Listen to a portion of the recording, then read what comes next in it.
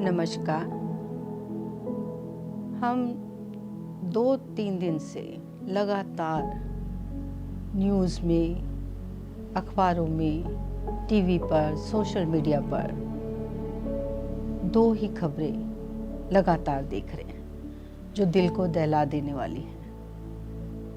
एक माँ होने के नाते दिल में बहुत पीड़ा है कि आज क्या हो रहा है, चाहे लड़कियां हों या लड़के हों, बेटे हों या बेटियां हों, किसी का भी इस संसार से इस तरह जाना बहुत दुखदाई है, दिल को दुख देने वाला है और आंसू भी रुकने का नाम नहीं लेते जब एक माँ का दर्द देखते हैं। कहाँ गलती है, कहाँ गलतियाँ हो रही हैं, कौन गलत है, कौन सही है, क्या होना चाहिए, समाज इतना क्यों बदल रहा है। कुछ साल पहले लगता था कि दहेज से पीड़ित होकर लड़कियां तंग हो रही हैं, तो दहेज के लिए कानून बना, फिर उसका भी मिसयूज होने लगा। अब ऐसा क्या हो गया कि अचानक फिर से ऐसा लगता है मानो बाढ़ आ गई है। कहीं लड़कियां मर रही हैं, सुसाइड कर रही हैं, कहीं दहेज के कारण प्रताड़ित हो रही हैं, कहीं रेप हो रहा है। कहाँ है गलती? मुझे लगता है आज समय आ गया है, हमें सबको मिलकर ढूंढना होगा कि कहाँ गलत है, कौन गलत है और इसका हल क्या है।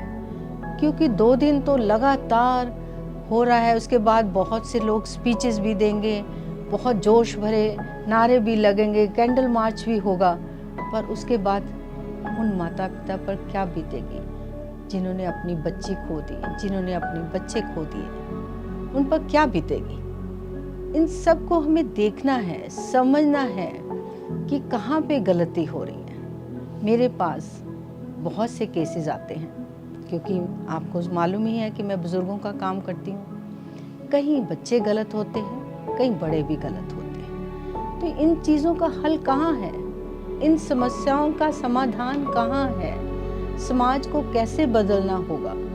क्योंकि मटेरियलिस्टिक ज़माना हो गया है, लोग मटेरियलिस्टिक बातों के लिए, मटेरियलिस्टिक चीज़ों के लिए पीछे भाग रहे हैं। कोई युवा एक दिन में अमीर बनना चाहते हैं, बहुत सी महत्वाकांक्षाएं बढ़ती जा रही हैं, यूथ की भी बढ़ रही हैं और बड़ों की भी बढ़ रही हैं। तो हमें समझना होगा कि कहाँ हमारी नैतिकता में कमी है, हमारे संस्कारों में कमी है, या समाज में कुछ ऐसा परिवर्तन आ रहा है जो हर रोज़ एक नई खबर, एक बुरी खबर लेकर आ रहा है। तो क्यों नहीं हम सब मिलकर, चाहे बेटियों के माँ बाप हों, चाहे बेटों के माँ बाप हों, सास ससुर हों या माता पिता हों, हम सबको मिलकर इसका समाधान ढूंढना होगा।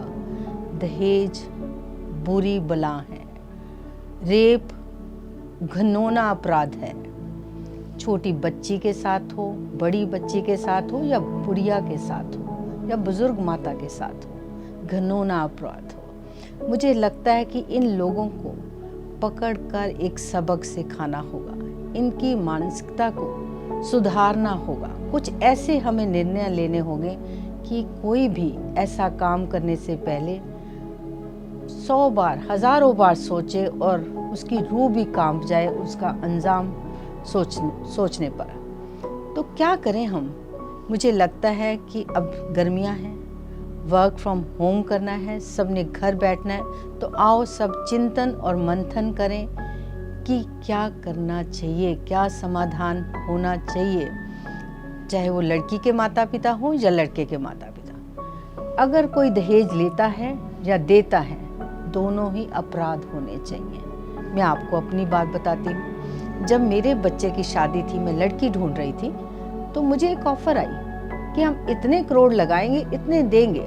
तो मैंने उन्हें स्पष्ट शब्दों में कहा कि मुझे लड़की ना खरीदनी है, ना आपको बेचनी चाहिए। मुझे एक संस्कारों वाली बच्ची चाहिए जो घर में आकर बेटी की तरह रहे। तो आज मैं 3 बहुओं की माँ हूँ और बहुत खुश हूँ। ऐसे ही बेटियों के माँ बाप को भी देखना चाहिए, जो दहेज मांगते हैं उनको नहीं बेटी देनी, और बेटों के माँ बाप को भी देखना चाहिए कि बेटा उन्होंने पढ़ाया है, किसी की बेटी लेकर आ रहे हो तो उसको किस ढंग से रखना है। ये सब बातें हमें बहुत ध्यान से सोचनी होगी, इसका विश्लेषण करना होगा। मैं आज वरिष्ठ नागरिकों को, अपने क्लब के सदस्यों को और सभी देश के वासियों से ये मांगती हूँ और कहती हूँ कि आप अपने सुझाव लिखकर भेजें, और यंग बॉयज़ और गर्ल्स को भी कहती हूँ कि वो भी अपने सुझाव लिखकर भेजें कि इसका समाधान क्या है, हमें इसका हल कैसे ढूंढना है, हम इससे बारे में क्या करें कि समाज हमारा ऐसा समाज हो जाए कि एक राम राज्य हो जाए, जहाँ एक बेटी और एक बेटा अच्छी तरह सांस ले सके और आने वाली पीढ़ियाँ डरे नहीं। क्योंकि आज तो ऐसा टाइम आ गया है कि बच्चे शादी से भी घबरा रहे हैं, बच्चे पैदा करने से भी घबरा रहे हैं। तो यही इस बात को रुकना होगा, इस बात को थमना होगा, नहीं तो हमारा जो भारतीय संस्कृति है वो कहीं हमारे से पीछे ना छूट जाए। याद रहे, कानून अपना काम करता है, पर इसका हल तब तक नहीं मिलेगा जब तक हम समाज को नहीं बदलेंगे। तो आप सबसे मेरी प्रार्थना है कि अपनी कम से कम 2 मिनट या 4 मिनट तक वीडियो बनाकर अपने सुझाव लिखकर, बोलकर, अपने विचार बोलकर भेजिए। और याद रहे, आप किसी का नाम नहीं मेंशन कर सकते, आप एग्जाम्पल दे सकते हो, पर किसी भी लड़की या लड़के का या उसके माता पिता का या सास ससुर का नाम नहीं दे सकते। तो इंतज़ार रहेगा आपकी 2 से 4 मिनट की वीडियो का। और अगर आप लिखना चाहते हैं तो पंजाब केसरी में आप लिखकर भेजिए। तो इंतज़ार है आप सबके सुझाव का, आपके बुज़ुर्गों के सुझाव का, जो अनुभवी लोग हैं उनके सुझाव का, और यूथ का भी साथ साथ हम सब मिलकर ढूंढेंगे, ताकि कोई बेटी दहेज के कारण अपनी जान ना गंवाए, कोई बेटी रेप के कारण अपनी जान ना गंवाए, कोई बेटा गलती से इन चक्रों में ना फंस जाए। तो हमें बेटी और बेटों को बचाना होगा। आओ सब मिलकर इसकी ओर चलें और इसका समाधान ढूंढें, इसका हल ढूंढें, बहुत ज़रूरी है। धन्यवाद।